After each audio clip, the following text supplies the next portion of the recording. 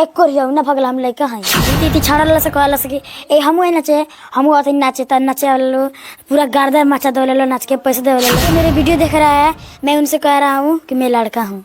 आप लड़का है? हाँ लड़का है। कहला से कि ए हटावा ने मगा अच्छा का लवंडा अच्छा का नींबू खरबूजा भइल मोरे राजा के दूताला पवन खिड़की हवा झुरु झुरु लागेला। ये सब देखिए, यही वो बच्चा है जो मात्र 9 साल का है और आज सोशल मीडिया पे समझिए कि सुर्खियां बटोर रहा है। हाय, क्या नाम है आपका? चांदनी कुमारी नीरज पासवान।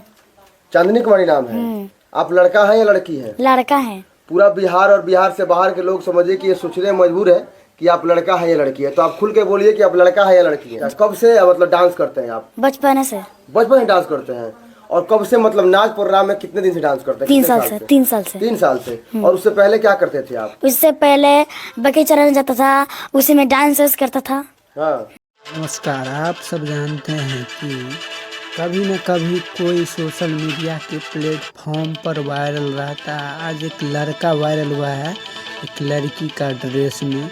जो देखिए इसका डांस कितनी खतरनाक है और बताया जा रहा है कि इसका वीडियो सुर्खियों में चल रहा है।